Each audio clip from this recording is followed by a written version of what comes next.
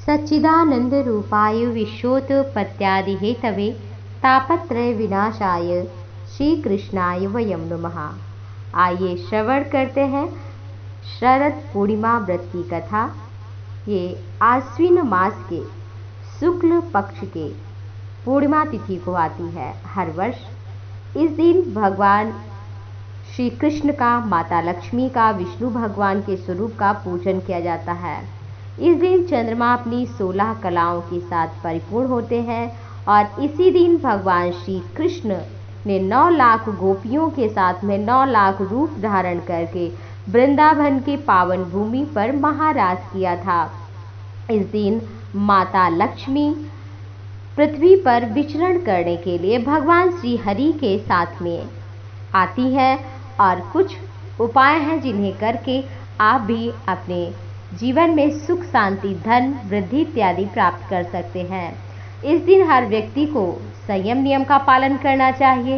इस दिन भगवान श्री राधा कृष्ण के नाम का संकीर्तन करना चाहिए। इस दिन अगर आप भी चाहते हैं अपने जीवन में सफलता पाना, लक्ष्मी पाना, तो सुबह उठकर आप जरूर गाय को रोटी और गुड़ खिलाएं। साथ ही साथ आप अपने से बड़ों को प्रणाम करें। रात्रि में खीर बना करके भगवान को भोग लगाई जाती है, उसे चंद्रमा के नीचे रखा जाता है। ऐसी खीर खाने से व्यक्ति धनवान बनता है, बलवान बनता है।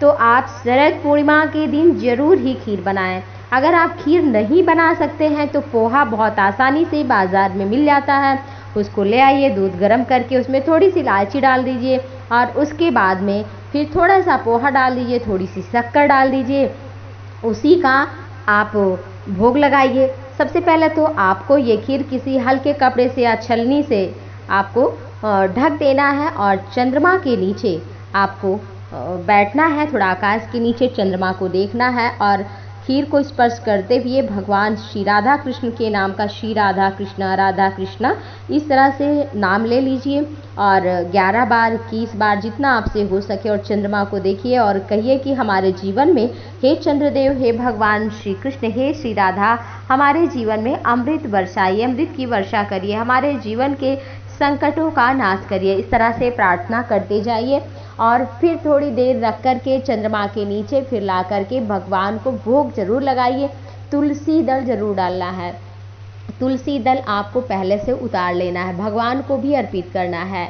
तुलसी दल के बिना भगवान की पूजा पूरी नहीं होगी, इसलिए आप आपके घर में नहीं है तो आप आसपास से ले सकते हैं और कहीं से भी, तो इससे भगवान की प्रसन्नता ज़रूर होगी। आप इस उपाय को ज़रूर करें और इस दिन चंद्रमा के नीचे बैठने से बहुत सारी बीमारियां खत्म होती हैं, साथ ही साथ मंगल होता है जीवन में, आँखों की रोशनी बढ़ती है क्योंकि इस दिन चंद्रदेव अमृत की वर्षा करते हैं। तो हर किसी को इस दिन रात में 12 बजे तक तो जगना चाहिए। फिर उसके बाद क्योंकि रात्रि में अमृत की वर्षा होती है और वो जो प्रसाद है खीर का वो सबको खाना चाहिए, भले ही सुबह खाएं लेकिन सबको प्रसाद रूप में ज़रूर खाना है। तो इससे आपके जीवन में सुख समृद्धि का वास होता है। बैठ कर के थोड़ी देर चंद्रमा के नीचे भगवान ठाकुर जी को रख लीजिए आप, या प्रतिमा हो जो भी आपके घर में हो, और वहाँ बैठकर भगवान का नाम 10 मिनट ही सही ज़रूर लीजिए थोड़ा सा। तो आपके जीवन में दीप दान करिए भगवान के पास। इस समय लक्ष्मी माँ की भी पूजा करिए, लक्ष्मी माँ को भी खीर का भोग लगा दीजिए थोड़ा सा। तो इससे आपके जीवन में सुख समृद्धि का वास होगा। ओम श्री महालक्ष्मी नमः, ओम श्री महालक्ष्मी नमः, इस मंत्र का आप कम से कम 108 बार जप कर लीजिए, बहुत ही उत्तम होगा इस दिन चंद्रमा के नीचे बैठ कर के। तो ये छोटा सा उपाय आप कर सकते हैं। और हम बड़े से बड़े कार्य करते हैं, सफलता नहीं मिलती, तो छोटे कार्य को करना बहुत अच्छा होता है, इससे ईश्वर की कृपा मिलती है और बिना ईश्वर की कृपा के कोई कार्य सफल भी नहीं होता है। तो चलिए इसकी कथा भी श्रवण कर लेते हैं। एक कथा के अनुसार एक साहूकार था, उसके 2 पुत्रियां थीं। दोनों पुत्रियां पूर्णिमा का व्रत रखती थी, लेकिन बड़ी पुत्री पूरा व्रत करती थी, छोटी पुत्री जो थी उसका व्रत पूरा नहीं होता था, वो अधूरा ही व्रत करती थी। इसका परिणाम ये हुआ कि छोटी पुत्री की संतान जब पैदा होते ही मर जाती थी। जब पंडितों के पास गई, इसका कारण जानना चाहा तो उन्होंने बताया कि तुम पूर्णिमा का अधूरा व्रत करती हो, इसी के कारण तुम्हारी संतान मृत्यु को प्राप्त हो जाती है। पूर्णिमा का व्रत विधि पूर्वक करने से तुम्हारी संतान जीवित रहेगी। उसने पंडितों की सलाह पर पूर्णिमा का व्रत विधि पूर्वक किया। बाद में उसे एक लड़का हुआ जो कुछ दिनों के बाद फिर से ही मर गया। उसने लड़के को एक पीढ़ा पर लिटा करके ऊपर से कपड़ा से ढक दिया और फिर बड़ी बहन को बुलाकर लाई और बैठने के लिए वही पाटा दे दिया। बड़ी बहन जब उस पर बैठने लगी तो उसका घाघरा बच्चे को छू गया। बच्चा घाघरा छूते ही रोने लगा। तब बड़ी बहन ने कहा कि तुम मुझे कलंक लगाना चाहती थी, मेरे बैठने से यह मर जाता। तब छोटी बहन बोली कि यह तो पहले से मरा हुआ था, तुम्हारे भाग्य से ही तो जीवित हुआ है। तुम्हारा पुण्य इतना है पूर्णिमा व्रत करने से, जिससे हमारा पुत्र जीवित हो गया है। और फिर क्या हुआ कि सारे नगर वालों को ये बात पता चल गई। फिर उसके बाद सभी शरद पूर्णिमा का व्रत भी करने लगे, विधि पूर्वक पूजा पाठ करने लगे। जो व्रत ना कर सके उन्हें भी कुछ नियम धर्म का पालन भगवान की प्रसन्नता के लिए जरूर करना चाहिए। आपको जो पहले उपाय बताए उन उपायों को जरूर से जरूर हर व्यक्ति को करना चाहिए। और इस दिन भगवान श्री कृष्ण ने पूर्णिमा के दिन महाराज की थी, जिससे गोपियों को कृतकृत्य किया था और भगवान श्री कृष्ण का प्रेम प्राप्त हुआ था। तो इस दिन आप भी तुलसी दल अर्पित करें और फिर ब्राह्मणों को दान दें। भगवान सत्यनारायण की भी पूजा दिन में कर सकते हैं, इससे आपके जीवन में ज़रूर ही मंगल होगा। तो आप सभी ये छोटे से उपाय जो भी आपको ठीक लगे वो ज़रूर करें, और कुछ ना कर सके तो भगवान के नाम का कीर्तन करें और भगवान को भोग खीर बना करके चंद्रमा के नीचे रख करके थोड़ी देर फिर उसे भगवान को भोग लगाएं। उसमें तुलसी दल जरूर डालें। इस दिन अगर आप गंगा स्नान करते हैं तो बहुत उत्तम होता है। गंगा में अगर ना जा पाएँ आप स्नान करने, बहुत दूर है उस समय कौन ले जाए कैसे, तो आपके घर में गंगा जल हो तो आप उस गंगा जल को थोड़ा सा आप नहाने के पानी में भी डाल सकते हैं, उससे स्नान कर ले सकते हैं। और हो सकता है आपके घर में गंगा जल भी ना हो तो आप एक और उपाय कर सकते हैं।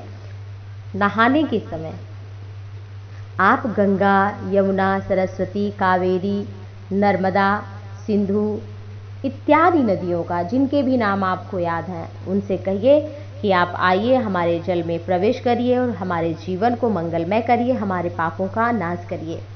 क्योंकि जीवन में जब तक पाप है, पाप का फल जो है शास्त्रों के अनुसार उसका दुख है फल।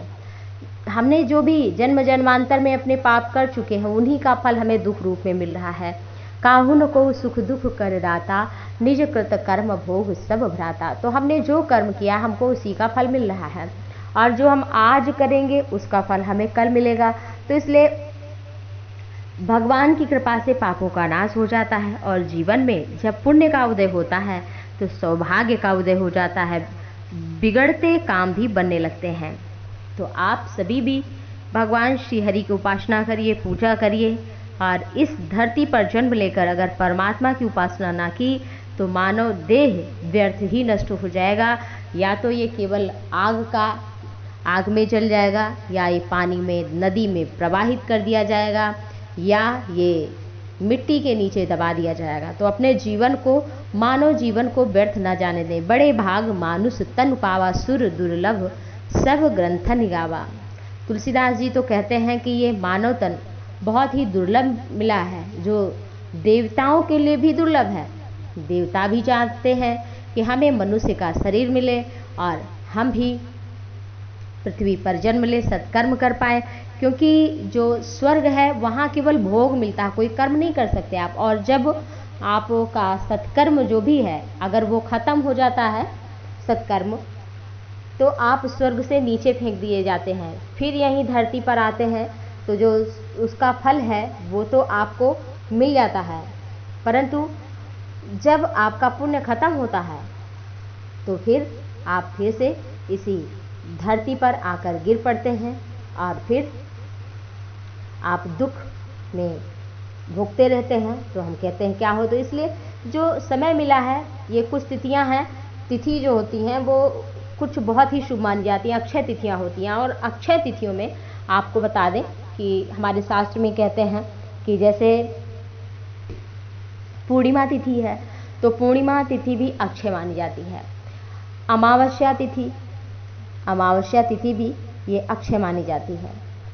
संक्रांति, मकर संक्रांति, साथ ही साथ सूर्य ग्रहण, चंद्र ग्रहण, अक्षय तृतीया, इत्यादि जो तिथियां हैं वो अक्षय मानी जाती हैं। अक्षय अर्थात जिनमें किया गया पुण्य जिसका कभी क्षय अर्थात नाश ना हो, वो अक्षय कहलाता है। तो आप सभी भी जरूर इन छोटे से छोटे कार्य को करें। जितना भी संभव पंचमेवा, दूध, दही, घी, शहद, मिष्ठान भगवान को अर्पित करिए। जो भी आपके पास हो, कुछ नहीं है तो आप भगवान को प्रणाम करिए, खीर तो बना लीजिए, इतना तो हर किसी के पास होता है। भगवान ठाकुर जी को भोग लगाइए, 5 मिनट नेत्र बंद करके बैठिए, अपने दुख को, अपनी समस्या को भगवान के समक्ष कहिए। इस संसार में कोई किसी के दुख को दूर नहीं कर सकता है, भले ही कोई कहे हम कर सकते हैं। ईश्वर की शरणागति ही सर्वश्रेष्ठ उपाय है। तो आप सभी पर भगवान श्री हरि की, श्री राधा कृष्ण की कृपा बनी रहे। इसी के साथ आप सभी को